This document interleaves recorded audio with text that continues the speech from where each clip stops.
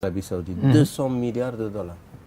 200 milliards 100 milliards de dollars. Dernièrement, des analystes ont dit que si l'Arabie Saoudite et le Qatar investissaient le 1/10 de ce qu'ils mettent dans ces guerres-là qu'il y a en Syrie, au Yémen, ils favoriseraient le développement de tous les pays islamiques sans exception. Et tu verras même que les Occidentaux vont venir travailler, des travailleurs émigrés dans les pays musulmans. Si on mettait cet argent pour le développement. Mais qu'est-ce que recherchent l'Arabie Saoudite et le Qatar? Parce que tout ce financement-là, ça c'est trop gros. Justement. Qu'est-ce qu'ils recherchent? Ils ne recherchent rien, eux ils sont manipulés. Ils sont manipulés par les lobbies américains qui veulent vendre leur armement.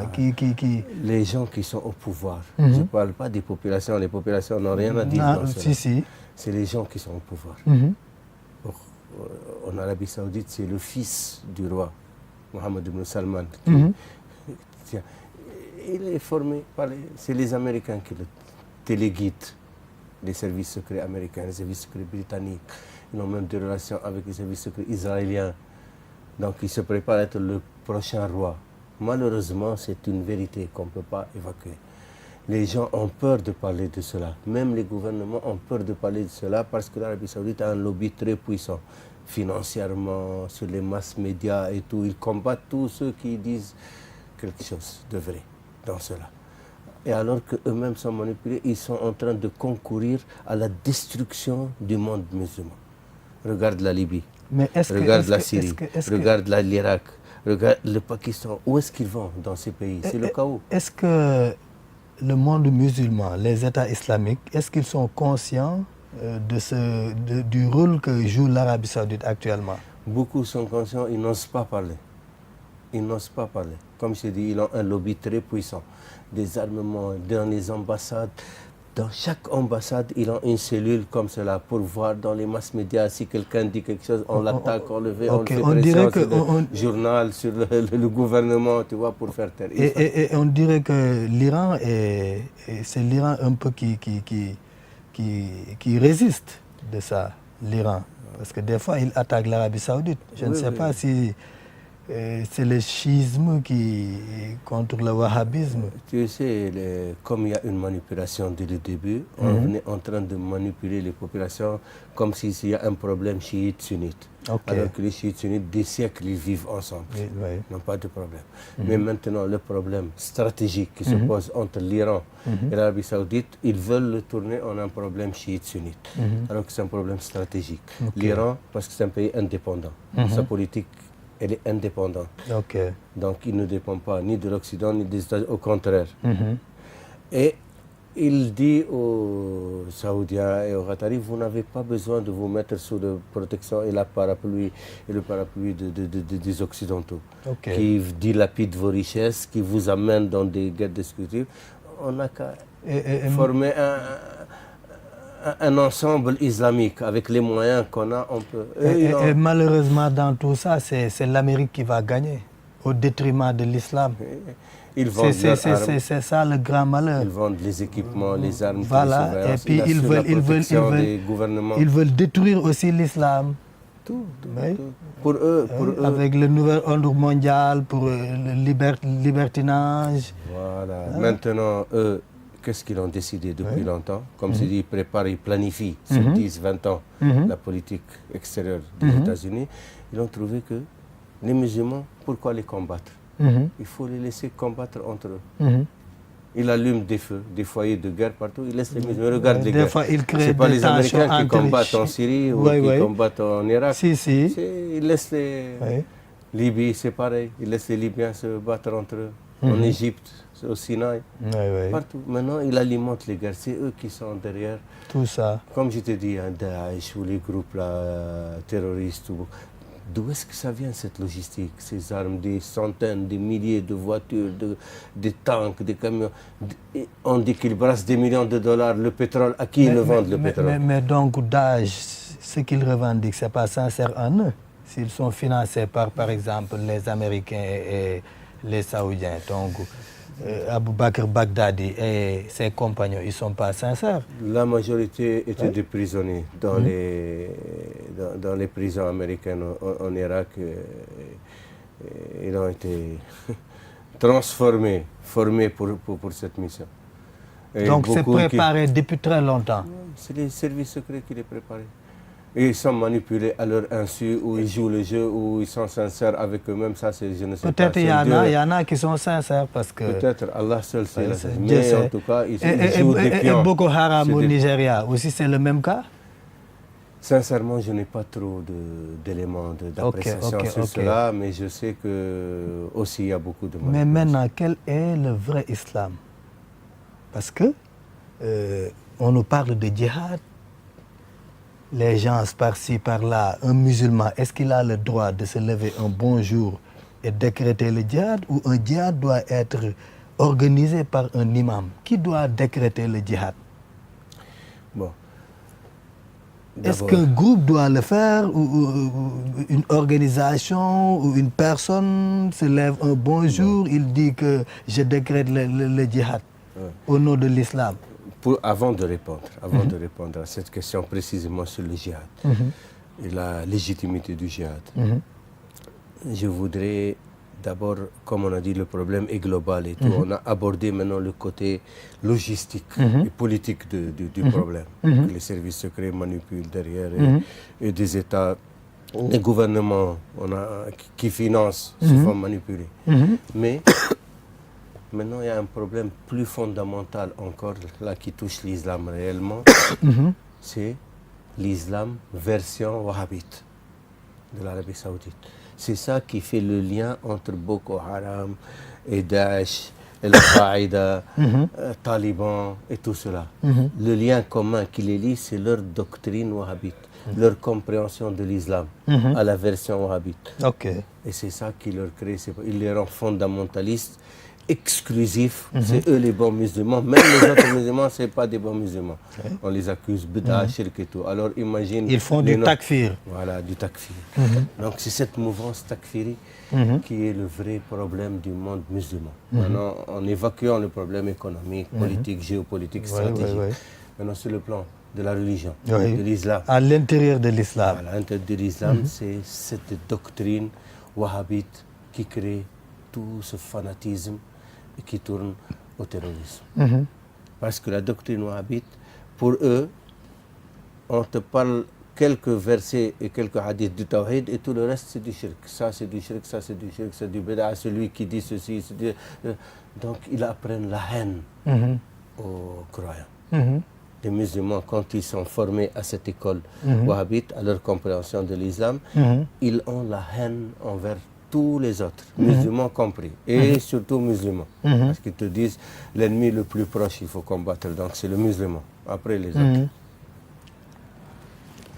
Ça débouche sur la deuxième question, le djihad. Le djihad, il faut un imam authentique. Donc si une communauté reconnaît un imam à qui il confie leur destinée, donc il peut déclarer le djihad s'il voit le pays est en danger, la foi des croyants est en danger, les familles des croyants sont en danger, leurs biens sont en danger, il peut y avoir une déclaration de djihad locale qui concerne ce groupe-là qui ont un imam local. Ils se défendent, c'est une défense. Parce que l'islam, c'est une guerre, il autorise la guerre défensive, pas offensive. Le djihad, donc, il peut être déclaré localement par un émir ou un imam, tu vois, que dans la communauté est en danger. Et ceux qui sont derrière lui, ceux qui croient en son autorité, le suivent. C'est un djihad authentique pour eux. Ça ne concerne pas tous les musulmans. Maintenant, le djihad qui concerne tous les musulmans, il doit être déclaré par l'imam de la communauté musulmane, connu par tous les musulmans, reconnu par tous les musulmans. On n'a pas. Aujourd'hui, on n'a pas. Avant, il y avait le khalifa, il n'y avait plus de khalife. Le khalife de l'Empire ottoman qui est aboli. Maintenant, c'est tous les musulmans, sunnites comme chiites, ils attendent le retour de l'imam Mahdi. Ok. C'est l'imam Mahdi qui va venir. Les chiites, ils pensent que c'est le 12e imam, fils de Hassan al-Askari, qui va retourner. Les sunnites, ils pensent qu'il va naître. Il n'est pas né encore. C'est ça la seule divergence. Mais ce qui est sûr, qu'il y a l'imam Mahdi qui va venir. Il y a certains rationalistes qui ne croient pas. Ils pensent que ça, c'est une fable ou une mythe. Parce que, par exemple, mais ils sont très isolés. Les salafis ne croient pas au Mahdi. Si, les hadiths sont clairs. Il y a 130 hadiths à peu près. Pourtant, quand tu parles avec eux, ils ne te parlent pas du Mahdi et ils ne le reconnaissent pas. Hein? Oui, parce qu'ils ne connaissent pas. Voilà, c'est pour ça que je te dis qu'ils ne reconnaissent pas le Mahdi, les salafis. Oui. Le Mahdi, en général, est reconnu par les chiites, eux. Ils le reconnaissent. Et tous les sunnites, al-hadith, tout. Et les soufis, hein, c'est en général les soufis et les chiites qui en parlent le plus. Al-hadith, ceux qui ne connaissent pas les autres. Non, même al-hadith, ils sont catégoriques sur ça. C'est dans les hadiths. Il y a beaucoup de hadiths qui parlent du Mahdi. On ne peut pas le nier. Bon, mais la majorité ignore cela aujourd'hui dans les salafis parce que pour eux, je te dis, ce n'est pas les salafis, c'est la doctrine wahhabite. Eux, ils se disent salafis. Malheureusement, les salafis ont été débordés par les wahhabites. Et c'est devenu, quand tu dis wahhabites, eux, les wahhabites se disent salafis. Donc, ils ont pris cette dénomination de salafis. Ils ont à peu près la même démarche. Hein? Ils ont la même démarche. Pas tellement. Il y a un extrémisme dans les wahhabis que tu ne trouves pas dans les salafis. Non, les vrais salafis, eux, ils se disent, moi je m'attache au texte, au Coran et au hadith. Tout ce qui n'est pas dans le hadith, je le rejette. Il y a une certaine logique dans leur démarche, mais ils ne rejettent pas les hadiths. C'est pas comme les autres, ils ne sont pas des maîtres du hadith ou des salafis. Ils ont une doctrine très obsolète. Elle est basée sur quelques versets et quelques hadiths qu'ils répètent depuis des siècles. Tu vois? Et ils n'ont pas une grande connaissance. Et ils ont l'habitude de dire ça c'est halal, ça c'est haram. Alors que même les savants avant, salafis et non salafis, ils ne s'autorisaient jamais à dire ça c'est halal ou ça c'est haram. Dit ça, je crois, mon opinion et ceci, ça. Même l'imam Malik, il dit, je n'ai jamais entendu un de mes cheikhs ou l'un des cheikhs de mes cheikhs ou l'un des sahaba ou des tabi'in dire ceci est haram ou ceci est halal. Dire ça, je ne pense pas que ce soit mon opinion et ceci. Moi, j'opterai plus pour cela. C'est un avis. Mais là, ils sont catégoriques. Ça n'existait pas. Parce que seul Allah est habilité à dire que ça c'est halal ou ça c'est haram. Allah est le prophète. Allah est le prophète sallallahu alayhi wa sallam. Maintenant, le faqih, le mujtahid, il fait un effort d'interprétation. C'est un effort d'interprétation. C'est un avis, une opinion. Pourtant, eux, ils tranchent, ils disent que ça c'est halal, ça c'est haram. Ça n'existait pas dans l'islam. Je dis, c'est la doctrine wahhabite qui est l'une des dernières écoles, si on veut l'appeler école ou s'ils veulent s'appeler école. Donc, c'est ça qui lie tous ces mouvements aujourd'hui, parce que tu vas trouver Boko Haram, aux talibans, aux Daesh, ils sont formés à la même école. Leur maître à penser, c'est Mohamed Abdel Wahhab, Ibn Taymiyyah, à la limite Ibn Qayyim. Ou Saïd Qutb après, parce que les frères musulmans avec Saïd Qutb aussi ont rejoint un peu, même les frères musulmans ont été débordés par les takfiris. Il y a des groupes takfiris à l'intérieur que maintenant c'est difficile de dissocier. Les ikhwan des Le takfir, c'est sortir quelqu'un de l'islam, le traité de l'anathème, le traité de mécréant. Alors que le prophète a dit que celui qui dit la ilaha illallah, Muhammad Rasulullah, il est musulman. Et même il y avait Oussama. Voilà, Oussama. Le prophète a réprimandé très durement. Quand il avait tué celui qui disait la ilaha illallah dans le champ de bataille, le prophète lui a dit que tu devais ouvrir son cœur pour voir. Est-ce que tu as ouvert son cœur pour voir s'il est sincère ou s'il n'est pas sincère. Voilà. On ne peut pas excommunier quelqu'un. Donc, aucun musulman n'a pas ce droit. Non, sauf si c'est flagrant. C'est pas par l'intention. Tu lui prêtes ton intention. Tu dis, il dit ceci, il fait ceci, il doit être comme ça ou comme ça. Tu lui prêtes pas ton intention. Et ce n'est pas n'importe qui doit faire ce takfir-là. Bien sûr, il faut être un imam, quelqu'un qui est qualifié, un maître. Mais ce n'est pas n'importe quel musulman qui doit traiter quelqu'un de mécréant. C'est l'amalgame, et sur cela que surfent, comme je te dis, ceux qui planifient contre le monde musulman, de laisser les musulmans se combattre entre eux, se détruire entre eux. Et c'est ce qui est en train de se passer. Regarde la Libye, qui était l'un des pays les plus riches du continent africain, et celui qui aidait le plus le continent africain. Oui. Regarde aujourd'hui. Il est dans un état lamentable. Ils vont peut-être le découper en 3 régions.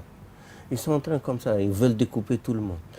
Tous les pays islamiques, ils sont en train de monter les Berbères, les Amazirs au Maroc contre les Arabes, les Kabyles contre les Arabes en Algérie.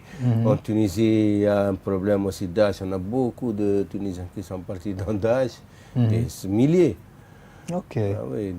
En Libye, en Égypte, en tout, depuis le Maroc jusqu'au Pakistan. C'est ce que Reagan et Bush appelaient le Grand Moyen-Orient.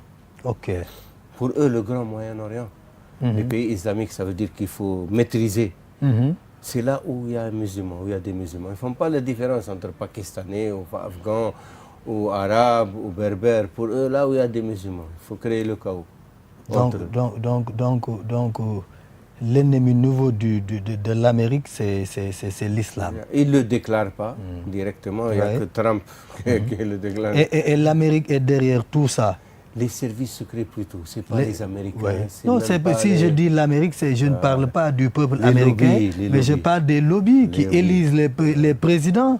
Voilà, c'est eux qui élisent les présidents et donc c'est eux qui sont derrière tout ça, qui manipulent et qui gagnent des milliards de dollars en vendant les armements. Et les musulmans ne sont pas conscients de ça, ils ne sont pas intelligents. Malheureusement, je vais te dire plus grave encore. Oui.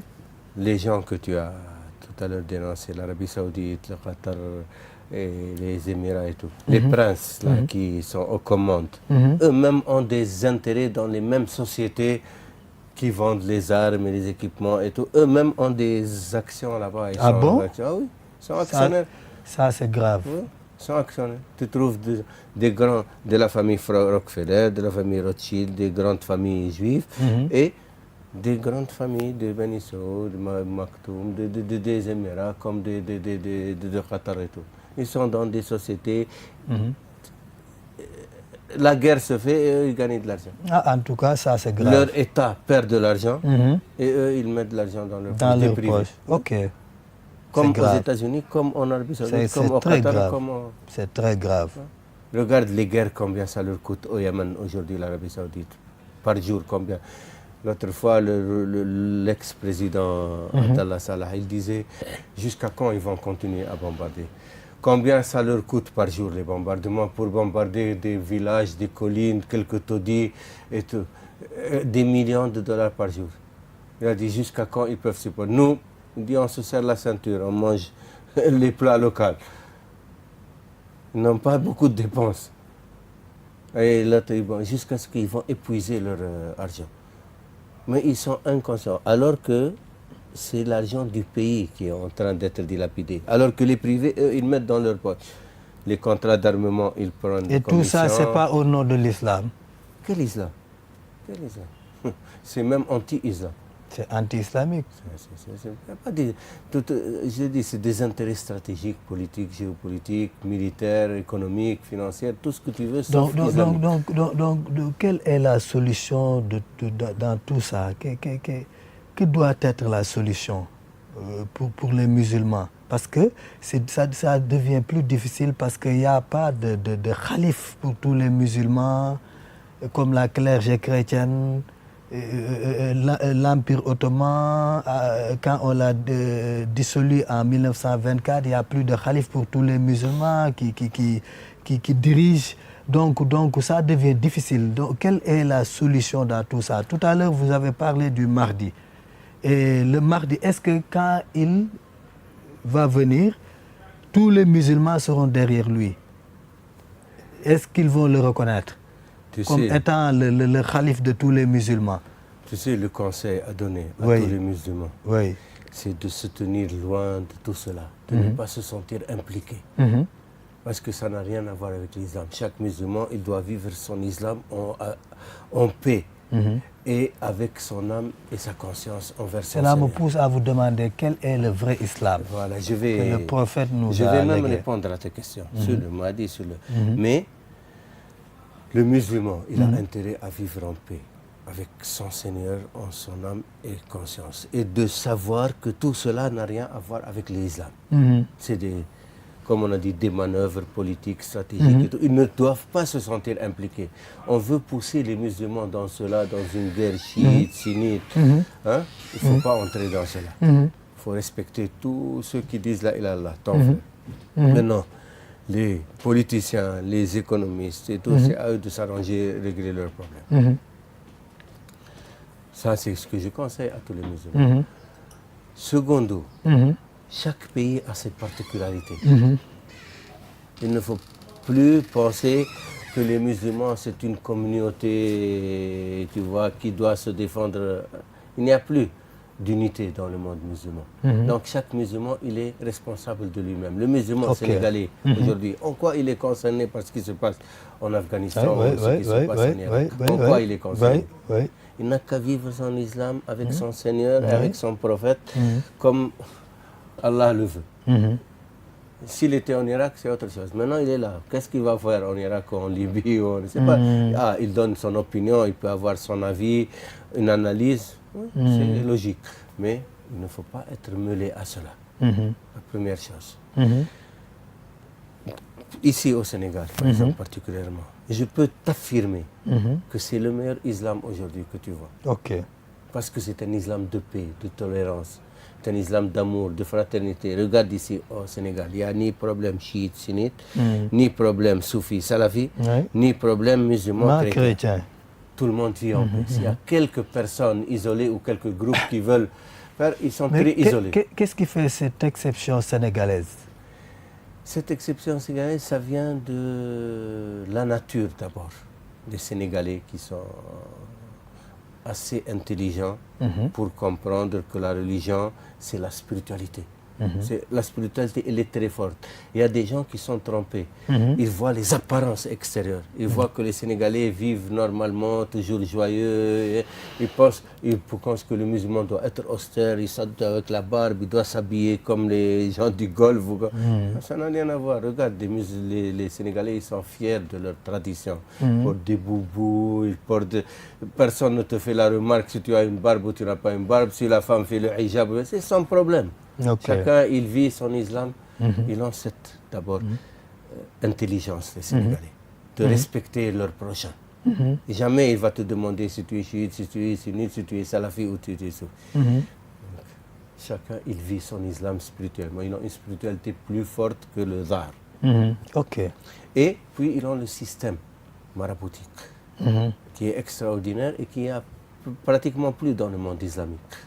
Parce que le salafisme a gagné presque sur tous les pays. Tous les gens qui étudient, c'est l'Arabie Saoudite qui finance et tout, ils reviennent avec des idées, les gens qui parlent, qui t'expliquent l'islam à la version salafi ou wahhabi. Donc ils pensent que c'est ça le vrai islam, puisque ça vient de l'Arabie Saoudite. Alors que les gens qui sont au pouvoir, ne représentent rien à l'islam. C'est des gens du Najd. C'est pas des parce savants. En général, c'est ce qu'ils ont appris en Arabie Saoudite. Quand ils reviennent, ils disent qu'ils sont contre les marabouts. Ils attaquent les marabouts. Malheureusement, ils sont contre l'islam soufique. Oui, parce qu'ils apprennent l'islam. Voilà, donc tu as l'impression que ce n'est pas le vrai islam que le prophète nous a laissé. C'est eux qui ont appris le mauvais islam. Et puis les gens ont tendance à dire et à croire que c'est ce qui, comme l'islam, son point de départ, c'est l'Hijaz. L'actuelle Arabie Saoudite. Les gens qui sont au pouvoir n'ont rien à voir avec le hijaz. C'est des gens du Najd qui ont usurpé le pouvoir. Oui, en 1924 avec Abdul Aziz Ibn Saoud. Mais les gens ont l'impression que la vraie islam se trouve en Arabie Saoudite parce que c'est son point de départ.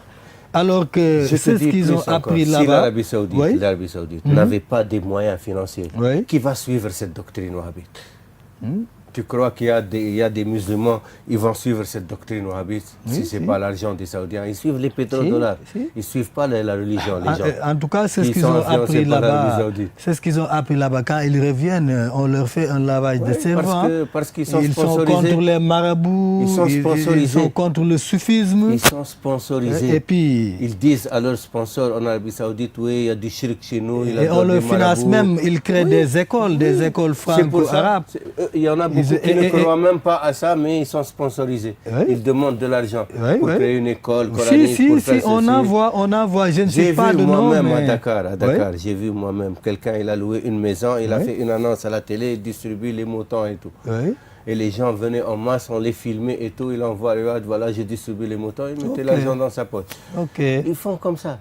C'est du business, c'est du business.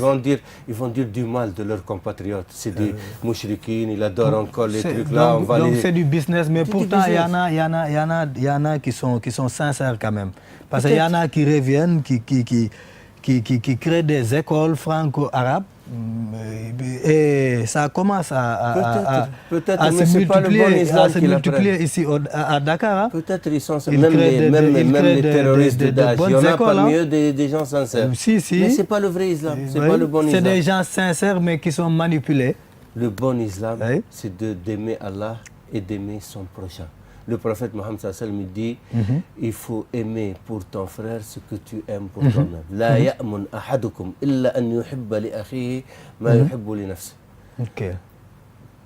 Personne d'entre vous ne peut se dire croyant s'il n'aime pas pour son prochain ce qu'il aime pour lui-même, pour son frère.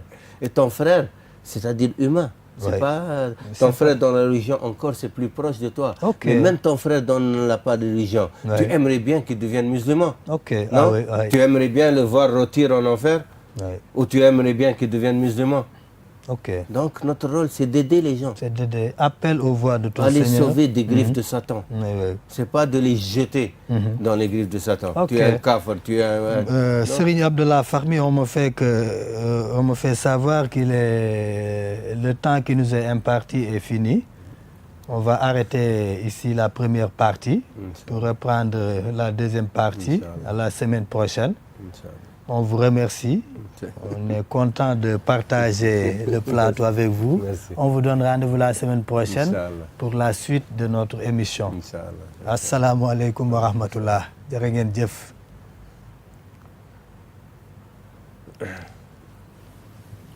On fait un autre, on fait un autre. On change des